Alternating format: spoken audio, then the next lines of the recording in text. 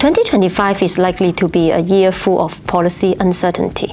Trump's potential policy on tariffs may have implications on global trade, growth, and inflation, in particular for the US itself. Meanwhile, geopolitical risk will affect flows among different asset classes from time to time.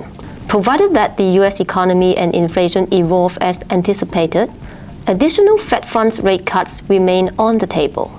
The path to disinflation is not a straight line, but overall, the broader disinflation trend appears to remain intact in the US. Looking ahead, continued easing in core services inflation will be required to give the green light for the Fed to cut interest rates further. From the labor market perspective, interest rates are probably still restrictive, which argue for more rate cuts to bring US interest rates to a level which is nearer neutral.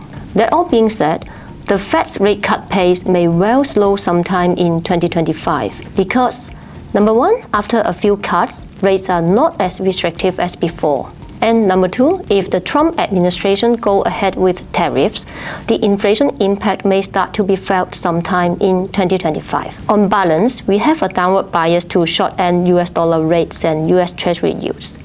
But room for long-end US yields to fall appears more limited, with bond supply concerns arising from uncertain fiscal policy in the US and with a still resilient US economy. That means we are looking for a steeper US yield curve. If US dollar rates and yields are on a downtrend, we expect Asian rates to underperform, i.e. Asian rates are unlikely to fall as much as US dollar rates. That primarily represent a spread normalization because Asian interest rates are currently low compared to US dollar rates. In some markets, Asian rates are much below US dollar rates, and these markets include those in China, Korea, Malaysia, Singapore, and Thailand. But the scope for Asian bonds and rates to underperform may be smaller than we previously anticipated. Some Asian central banks have started to cut rates, and in 2025, some Asian central banks may have room to ease as well.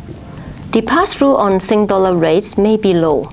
During the September to November upward move in US dollar rates, the pass-through onto Sing dollar rates was mostly below 50%.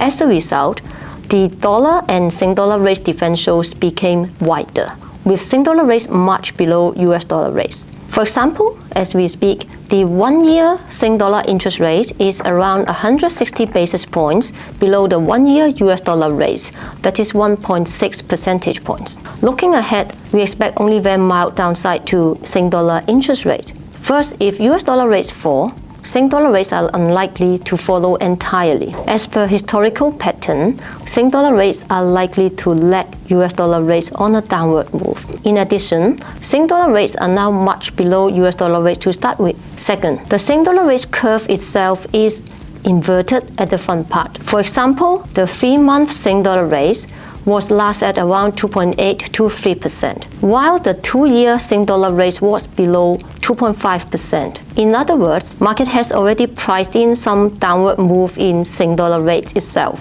which will limit the scope for these fixed Sing dollar interest rates to fall.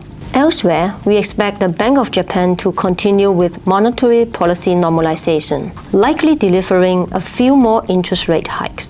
And in China, monetary policy stance has been changed to moderately loose, pointing to some further downside to short-end renminbi interest rates. Working against our mostly constructive outlook on rates would be a rebound in inflation, which may in turn be due to resilient economic activities, tariff impact, or geopolitics. Then central banks will turn out to be more hawkish or less dovish than expected. Again, 2025 is likely to be a year full of policy and political uncertainty, which investors have to sail through.